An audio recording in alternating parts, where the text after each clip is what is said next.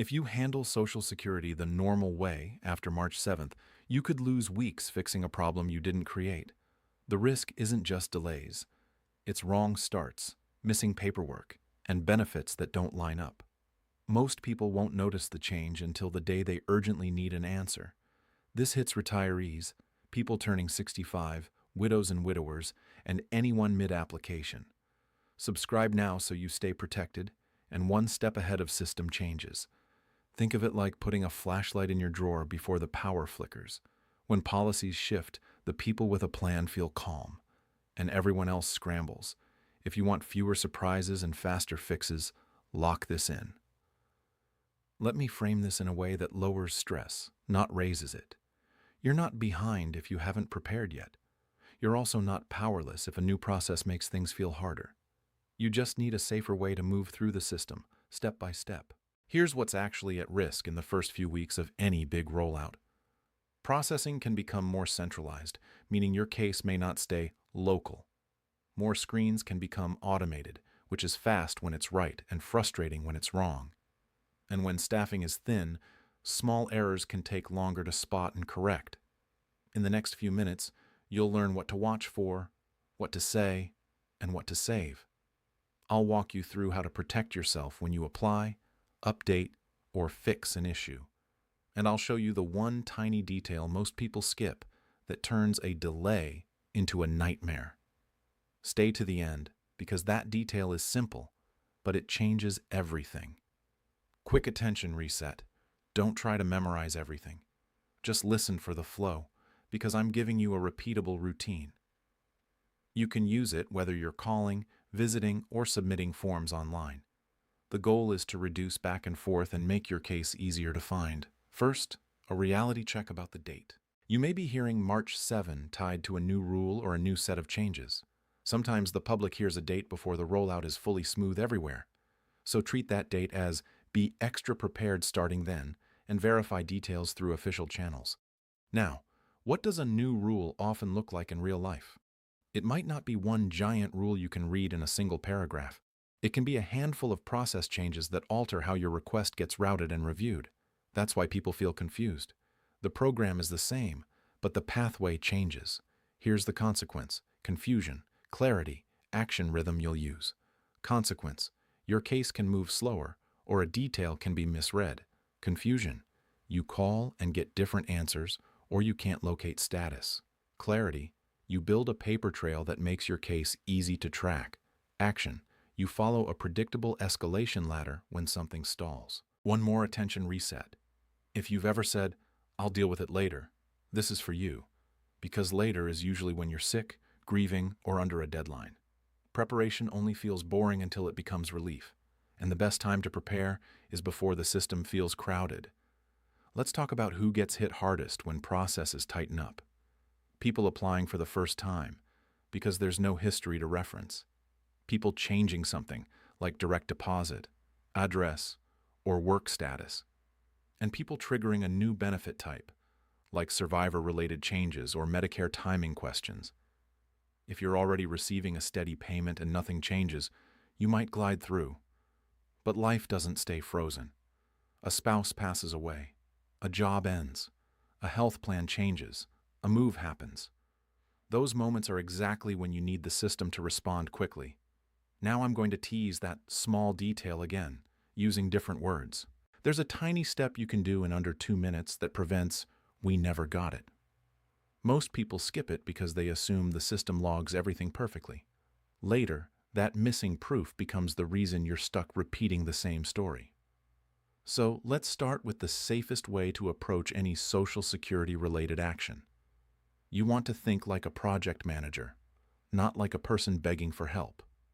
Your mission is to make your request easy to verify and easy to hand off.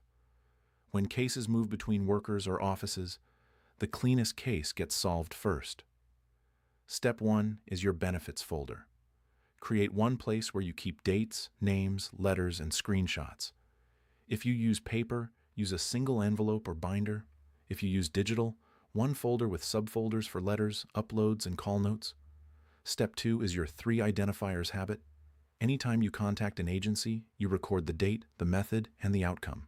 date, the day, and approximate time. Method, phone, in person, online, mail. Outcome, what they said would happen next, and by when. Here's why that matters during a process change. When work is routed in new ways, you might speak to someone who can't see everything. They may be helpful, but their view is limited. Your notes become your continuity when the system feels fragmented. Attention reset. This is not about being suspicious of employees. It's about being realistic in a large organization under strain. Good people can still lose a document in a busy workflow. A clean trail helps the next person help you faster. Now let's talk about the automation part that people worry about.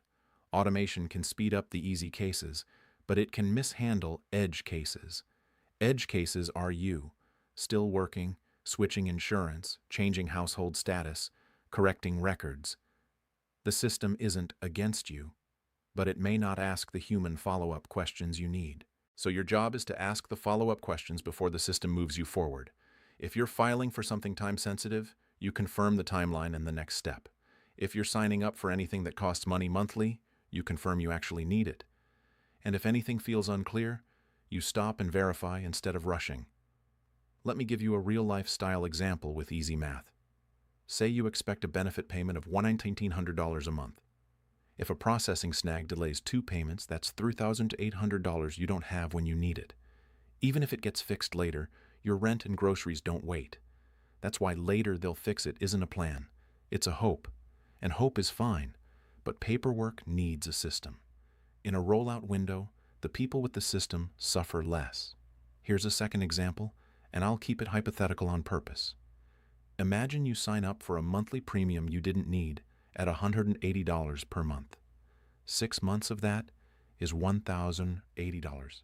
That's not a moral failure. It's a coordination mistake that happens when you don't pause to confirm. And that brings us to a myth versus truth moment. Myth. If I submit it online, it must be correct because the form wouldn't let me proceed. Truth. Online forms can accept inputs that are technically valid but still wrong for your situation. The form can be complete and still be the wrong move. That's why your questions matter as much as your paperwork. Attention reset. If you've ever felt embarrassed asking questions, drop that feeling. You're not being difficult. You're being responsible with your future income and healthcare timing. A 5-minute pause can save 5 months of cleanup. Now I'm going to give you the step-by-step approach I want you to use after March 7. Before you contact anyone, define your goal in 1 sentence. I need to start benefits. I need to report a change. I need to fix a notice. If you can't say it in 1 sentence, you're not ready to call yet. Next, write down the 3 most important facts that affect your goal. For example, I'm still working. My spouse's coverage is active. I received a letter dated Tupper's Sourno. Those facts steer the right questions, and they keep you from getting pulled into side conversations that waste time.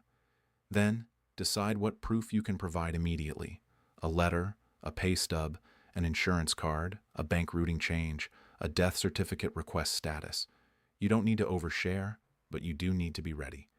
If you're asked for something and you can't produce it, you lose momentum. Here's your first big CTA question, and it matters. Do you want me to make a follow-along call prep template you can copy before you contact Social Security? Now, let's talk about the phone problem and the multiple answers problem. During change windows, people often get different guidance depending on who they reach. That doesn't always mean someone lied. It can mean policies are being interpreted differently, or someone is missing context. So you will use a calm, repeatable script. You start with your 1-sentence goal. Then you ask, what is the next step you recommend, and what is the deadline? Then you ask, how will I know it's been received or processed?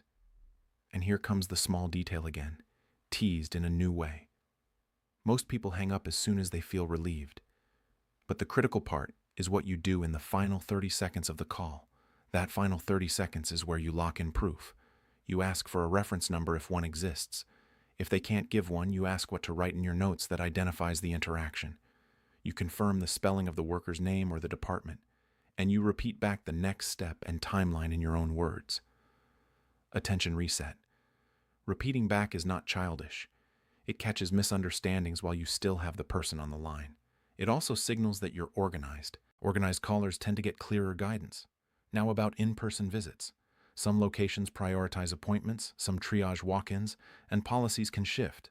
So your approach is not storm in, and it's not give up. Your approach is ask for triage and be ready to explain urgency in a grounded way. Urgency isn't yelling.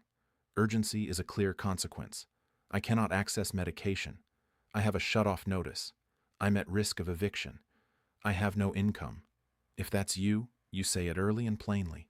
If it's not you, you don't pretend it is, because that can backfire. Now we're going to enter the common mistakes section, kindly and clearly. Mistake 1 is calling without a goal, then getting overwhelmed and agreeing to something you don't understand. You fix that by writing your one-sentence goal and sticking to it. The call is not a conversation. It's a task. Mistake 2 is assuming online status equals reality. Sometimes in process means waiting in a queue. Sometimes it means a missing piece nobody has flagged yet. You fix that by asking what specific item is pending and what triggers movement. Mistake 3 is submitting the same form multiple times out of panic. That can create duplicate records, which slows review and creates contradictions. You fix that by submitting once, saving proof, then following up with your reference notes. If you must resubmit, you clearly label it as a duplicate with an explanation. Mistake 4 is ignoring letters because they look generic or automated. A letter can be routine, but it can also be your only window to respond. You fix that by opening everything, keeping envelopes and logging deadlines. If you don't understand it, you verify through official channels. Mistake 5 is sharing personal information with the wrong person. Scammers love moments of confusion, especially when people hear new rule. Never share one-time codes. Never click unknown links. Never trust caller ID. Always call back using the official number from a real statement or card you already have. Mistake 6 is trying to solve everything in one call. One call can handle one goal well. 2 goals can be okay if they're connected. But if you stack 5 issues, you increase errors and forget what was promised. Attention reset. If you've made any of those mistakes, you're normal. This system wasn't designed for perfect humans having perfect days. That's why your method matters. Now, let's turn those mistakes into a clean strategy. Here's the "if this is you" section, so you can locate yourself. If you're turning 65 soon and you're juggling work coverage or a spouse's plan, you need coordination questions before you sign up for anything. If you're recently widowed, you need to ask what changes immediately and what must be applied for separately. If you got a notice about an overpayment, a suspension, or a missing document, you need a fast paper trail and a deadline plan. If you're in that first group, your risk is paying for something you didn't need or triggering the wrong start date. If you're in the second group, your risk is assuming a change happens automatically when it doesn't. If you're in the third group, your risk is missing a response window and having to appeal from behind. Different situations, same solution. Clarity, proof, and follow-up. Now let's deal with the most frustrating moment. We don't see it. This is where your proof saves you. You calmly say, "Here is the date I submitted, here is the method, and here is what I was told next." Then you ask what they need to locate it and what they recommend if it can't be found. And here's the open loop again, in different clothing. There's one small move that makes "we don't see it" much less scary. It's not arguing. It's not threatening. It's building a receipt trail that can be verified by someone who has never met you. That small move is saving confirmation of submission in a way that survives device changes. Screenshots, confirmation emails, mailed certified receipts if you mail, and a dated log. If you upload, you capture the upload confirmation screen. If you fax, you keep the transmission report. If you mail, you keep proof of delivery. Attention reset. You don't need to do all methods. You choose the method you're using and do it correctly once. Your goal is not maximum effort. Your goal is maximum traceability. Now let's talk about escalation. Because sometimes you do everything right and it still stalls. You start with the first contact and ask for the next step and timeline. If the timeline passes, you follow up with your reference notes. If you still get nowhere, you ask what supervisor or specialist queue handles your type of issue. If that doesn't work, you can request help through an elected representative's office. This isn't about politics, it's about constituent services that exist in many districts. They often require a privacy release form and a clear description of the issue. The key is to be concise, factual, and deadline-focused.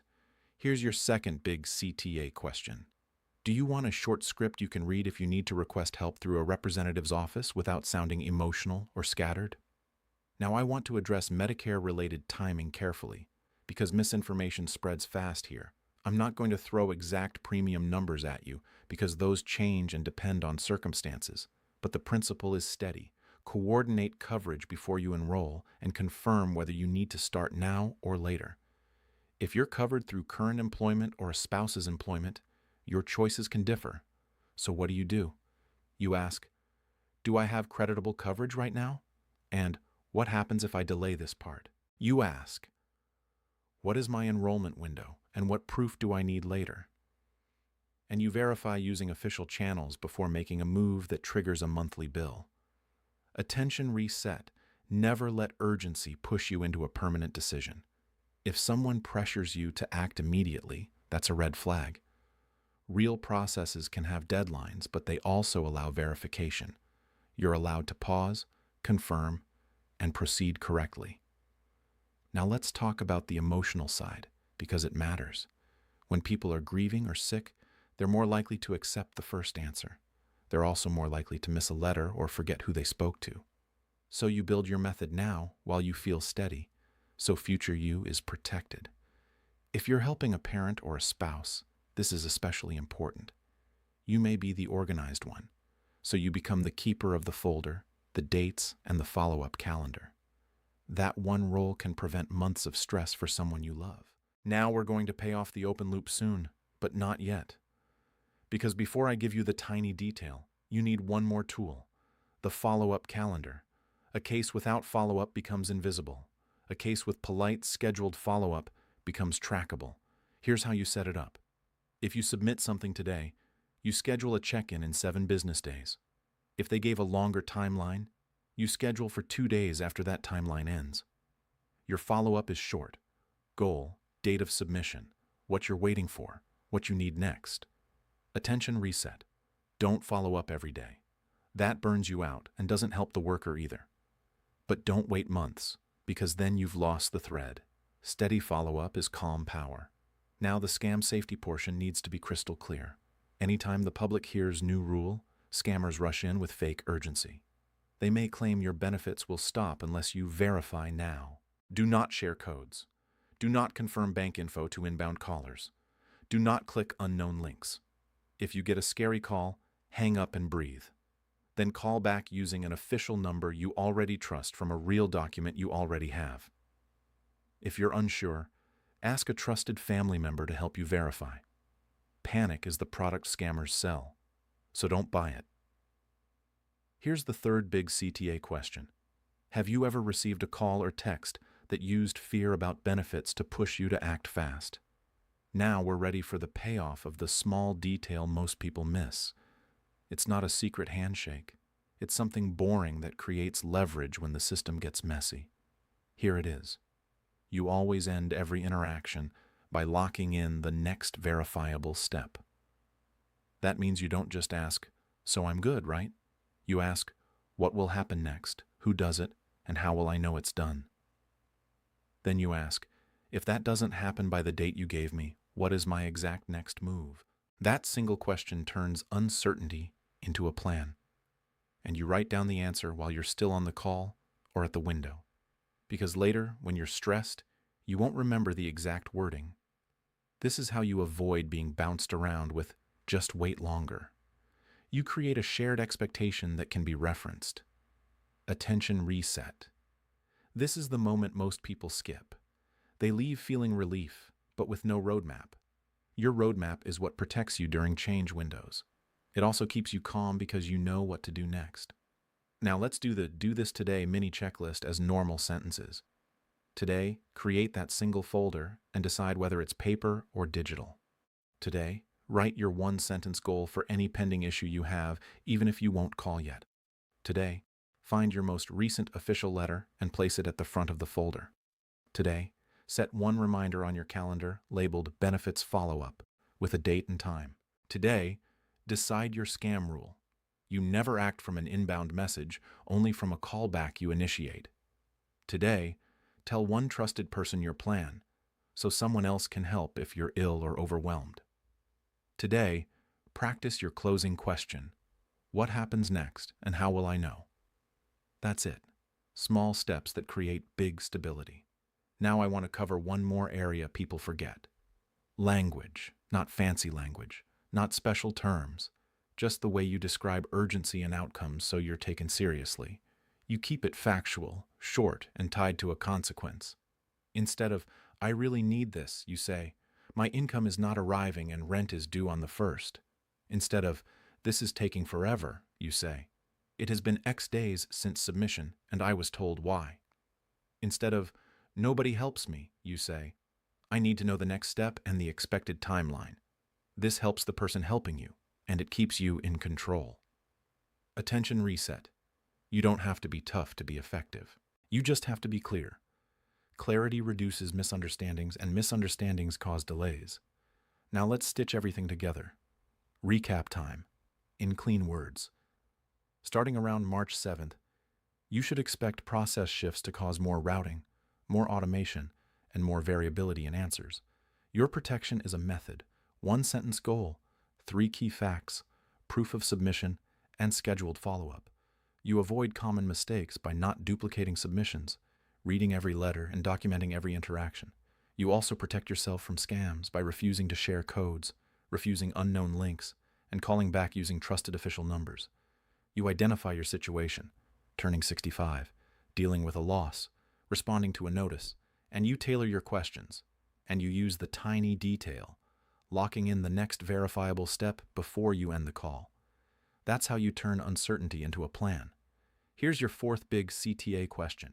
Would you like a separate video where I roleplay 3 short calls, turning 65, survivor changes, and fixing a notice, so you can hear exactly how to phrase it?